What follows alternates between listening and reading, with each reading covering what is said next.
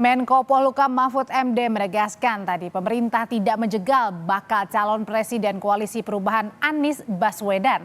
Anies malah diminta Mahfud menjaga koalisi agar mendapatkan tiket pilpres dan tidak terjegal dengan internalnya sendiri. Lalu pertanyaannya, benarkah ada cawe-cawe untuk menjegal Anies Baswedan maju dalam pemilihan presiden?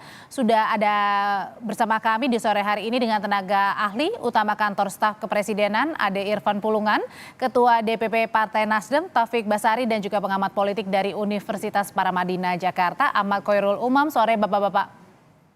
Selamat sore. Selamat sore semuanya. Bro Tobas, Mas Khoirul, selamat Oke. sore. Sehat selalu semuanya.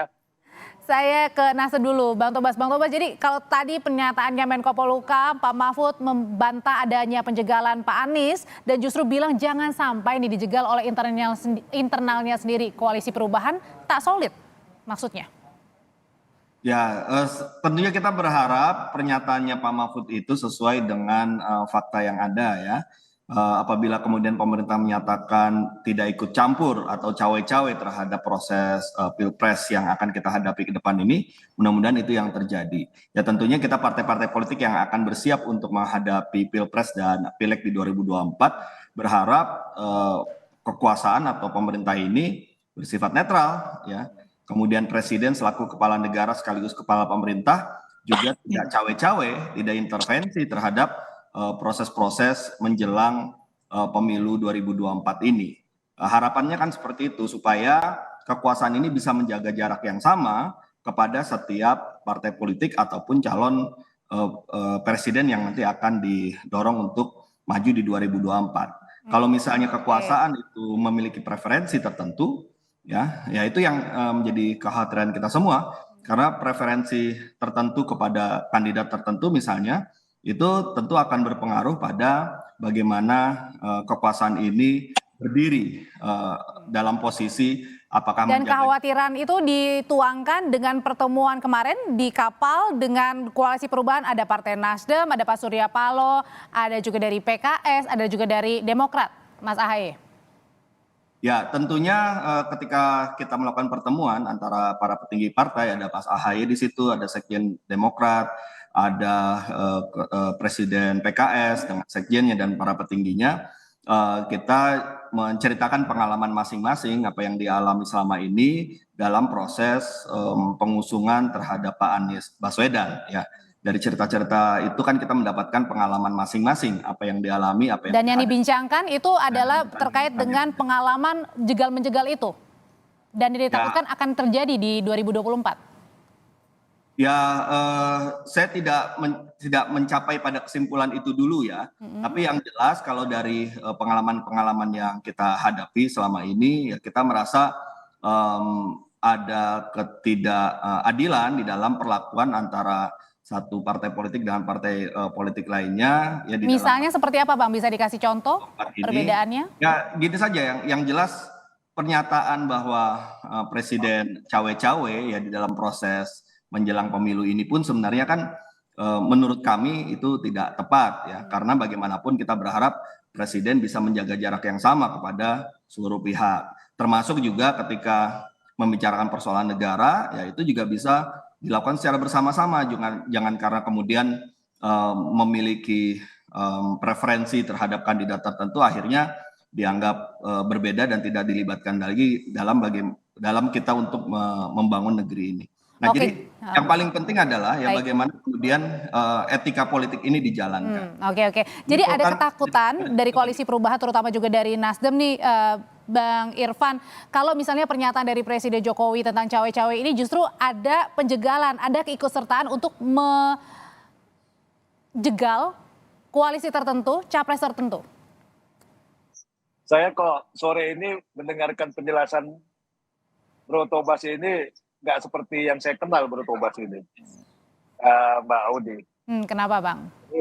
Bro Tobas ini yang selalu semangat, optimis ya, gagah dalam menyampaikan pernyataannya. Hari ini kok kayaknya orang yang pesimis ya, terlalu minder gitu. Jadi ada apa ini di diri Bro Tobas ini? Saya jadi tadi mengikuti argumentasinya ini kok nggak yang saya kenal bertahun-tahun. sosok Bro Tobas yang garang ya, aktivis gitu.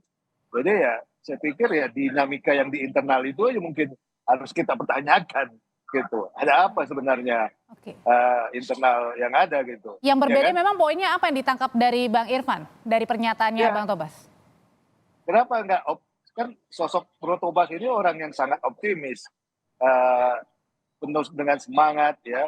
Pernyataan-pernyataannya coba kita ikutin argumentasinya itu argumentasi yang maju ke depan gitu. Ya, kali sore ini saya dengar kok kayaknya pesimis ya, Kan takut, apa adanya. karena tadi dibilang katanya Itu yang saya kenal beliau ini bukan seorang yang eh, kekhawatirannya berlebihan, takut enggak. hmm, Justru menggebu-gebu semangat gitu. Itu. Jadi eh, tapi kalau kalau tadi kita disebutkan bertanya-tanya, oleh Bang Tobas kalau misalnya khawatirnya soal cawe-cawe presiden, soal penjagalan Pak Anies, ya kekhawatiran itu datang dari mana? Datang dari internal atau datang dari eksternal? Kalau datang dari internal, nah itu yang saya tanyakan tadi. Ya, kemungkinan ada kegelisahan juga di internal mereka itu, ya bukan karena sebab-sebab yang lain. Gitu. Jangan digeneralisasi karena datang dari oke. internal, jadi orang lain yang disalahkan. Oke, Karena jadi saya langsung tanyakan aja ya ke Bang Tobas ya, Bang Irfan ya. Ini sebenarnya kekhawatirannya dari internal kah? Betulkah seperti itu, Bang? Oh, tidak, kita sangat solid ya.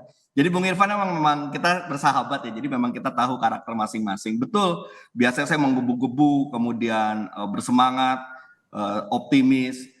Optimisme ini tetap ada, cuma memang saya terus terang bersedih ya lihat kondisi bangsa ini saat ini ya, di mana politik itu seolah-olah seperti meninggalkan etikanya ya, nilai-nilai yang selama ini kita pegang terkait dengan nilai-nilai demokrasi sudah mulai tersingkir. Nah, ini sebenarnya perubahan tadi Bro Irfan bilang sampaikan kok agak beda ya, karena memang terus terang saya sedang bersedih dengan kondisi Oke. kita pada saat ini. Nah, oleh karena itulah maka ya tentu tadi saya katakan di awal, saya berharap apa yang dikatakan oleh Prof Mahfud, apa yang dikatakan oleh Bung Irfan tadi itu adalah hal yang nanti akan terjadi sebenarnya, bahwa pemerintah, penguasa ataupun presiden ataupun siapapun yang ada dalam kekuasaan ini ya tidak kemudian menggunakan kekuasaannya ya untuk menempatkan dirinya pada pilihan-pilihan tertentu yang akan menghalangi pilihan-pilihan yang lain. Itu harapan, dan sekali lagi karena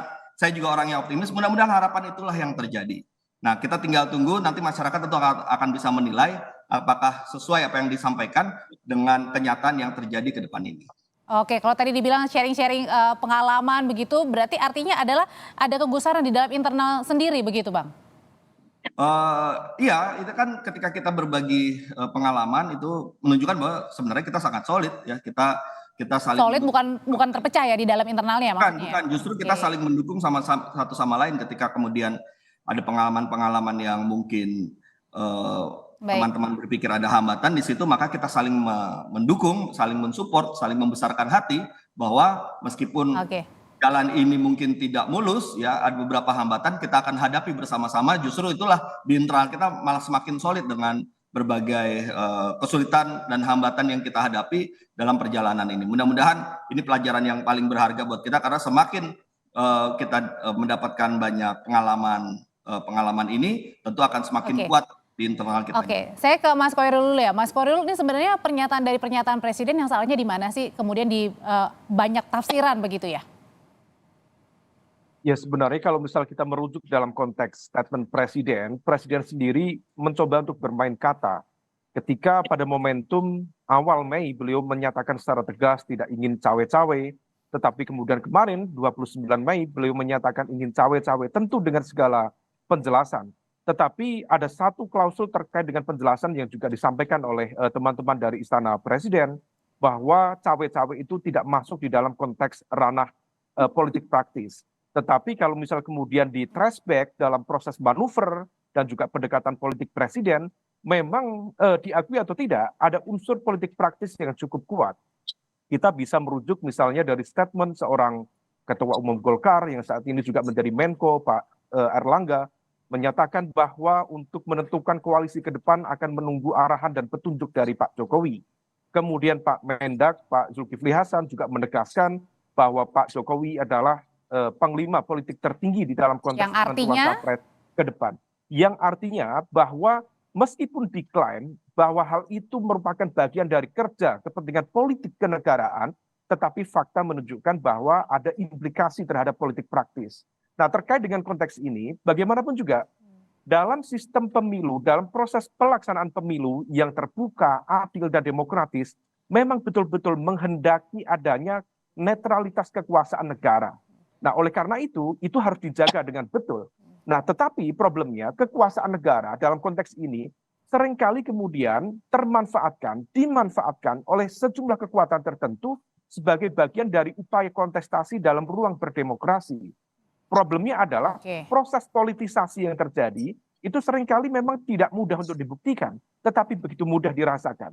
Karena itu politisasi kekuasaan negara seringkali menggunakan the invisible hand. Dan ini terkonfirmasi, misalnya di 2019 yang lalu, ada salah satu partai yang ketua umumnya hampir mendeklarasikan diri menjadi cawapres, mendampingi sosok tertentu. Tetapi begitu kemudian ada proses komunikasi yang kemudian dikabarkan jika kemudian dilanjutkan ada implikasi hukum.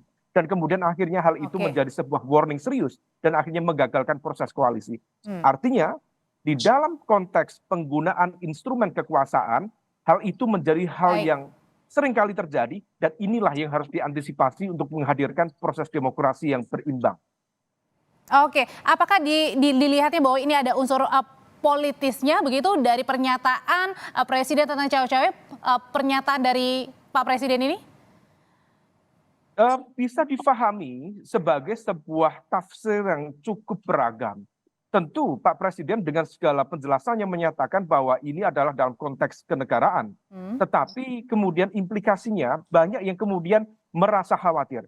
Kita mendapatkan informasi spekulatif, barangkali bisa diklarifikasi oleh Bang Tobas, bahwa salah satu misalnya langkah percepatan penentuan Anies Baswedan sebagai capres yang waktu itu dideklarasikan oleh Pak Surya Paloh misalnya, karena muncul informasi dari sejumlah lingkaran tertentu terkait dengan upaya penersangkaan penegak hukum tertentu. Nah, yang menarik, informasinya dari mana? Bukan dari orang luar, tetapi dari lingkaran penegak hukum yang juga memiliki kedekatan. Oke, ditahan dulu sampai di sana. Oleh karena itu, ini yang harus diantisipasi di sana. Oke, soal antisipasi dan termasuk juga berarti ada invisible hand yang ditangkapnya, itukah juga kekhawatiran yang dirasakan oleh teman-teman dari Nasdem dan Koalisi Perubahan? Ya, jadi dari pengalaman kita, karena kita berbagi informasi, berbagi pengalaman, kita dapat melihat adanya pola-pola tertentu yang kita nilai sebagai satu hambatan-hambatan yang kita hadapi bersama-sama. Nah, karena itulah maka ya tentu kita tetap tadi sebagai saran dari Bung Irfan, kita harus tetap optimis dan ini justru semakin mensolidkan kita. Jadi ya mudah-mudahan nanti semuanya bisa kita hadapi bersama-sama karena kita yakin bahwa apabila kita berada dalam posisi yang benar dan kemudian kita berpegang teguh pada soal invisible hand itu dari pernyataan dari Pak Jokowi, apakah seperti itu? Gimana tanggapannya, Bang Irfan? Begini ya, kalau kita melihat dari sudut pandang dimensi politik, tentu banyak tafsiran ya Mas Hoirul. Semua orang bebas mengungkapkan penafsirannya, mengungkapkan argumentasinya dengan didasari mungkin sumber-sumber yang dia dapatkan. Itu sah-sah saja. Tapi coba kita melihatnya dari sudut pandang jauh ke depannya, apa itu adalah kepentingan negara, kepentingan bangsa, kepentingan kesejahteraan rakyat ini.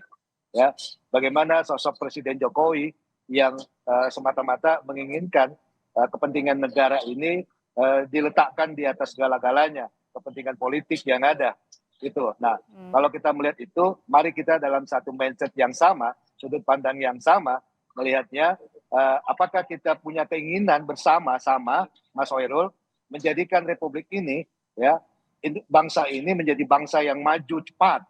Ya, kesempatan yang disampaikan oleh Pak Jokowi ada waktu 13 tahun ke depannya dengan sebuah kajian yang sudah lama dicermati dan dilakukan, ini yang harus kita lakukan bersama-sama. Nah, itulah makanya Pak Jokowi mengajak kepada semua stakeholder yang ada, apakah itu stakeholder partai-partai politik, semua Oke. komponen anak bangsa berpikirnya adalah berpikir ini buat kepentingan bangsa negara, Oke, buat dengan kepentingan bagaimana kita meningkatkan kesejahteraan baik. masyarakat kita, income per kapita kita masuk dalam Oke. level negara maju. Itu dulu. Oke, Kalau kita pertanyaan selanjutnya nanti akan dijawab oleh Bang Tobas. Kalau gitu kan Nasdem masih bersama dengan koalisi pemerintahan nih. Rekomendasi ini atau kekhawatiran ini disampaikan nggak sih ke Pak Presiden Jokowi nanti usai jeda? Tetaplah bersama kami di Kompas Petang.